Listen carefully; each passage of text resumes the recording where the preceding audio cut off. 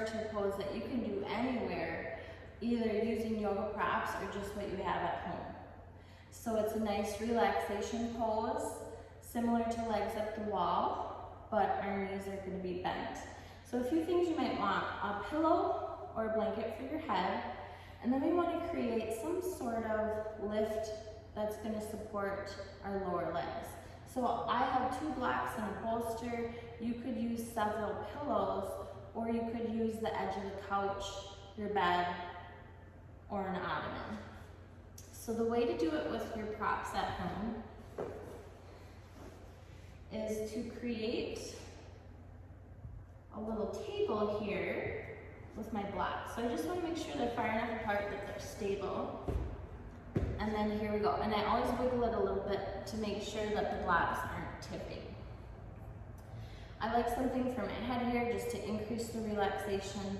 And then a way to get into it, because it can be a little awkward, is I actually bring my feet and the crease of my knees to the corner of whatever it is. It could be a chair, anything like that. So they're here, but I'm actually not going to have them right on top of the bolster.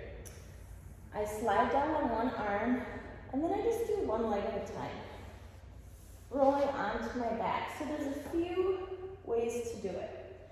If you're using a chair or a hard surface, avoid having it right underneath the knees. It's going to cut the circulation off a little bit and your legs are going to fall asleep.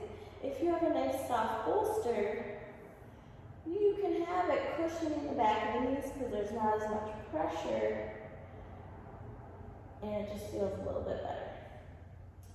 So anytime you're in, this just feels so good right away. Anytime you're in a relaxation pose or a restorative pose, you want your chin to your chest.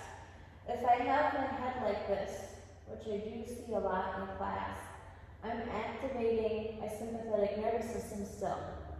And what we want to achieve is nervous system relaxation, or parasympathetic nervous system. So a little cushion under the curve of the neck to tip it down to the chest first. Then you can have your hands out, touching the body wherever feels most comfortable for you. You could even do up overhead. That feels very nice. It's a good stretch. But what has happened in here is we're countering the effects of standing on our feet all day long.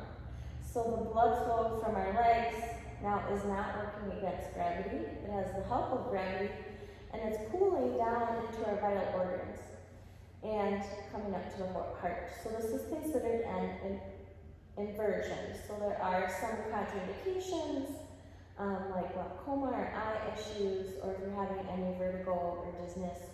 This is okay to do if you're pregnant, but if you're late in your pregnancy or if it's uncomfortable, you'll want to have a bolster to recline yourself a little bit so you're not totally flat.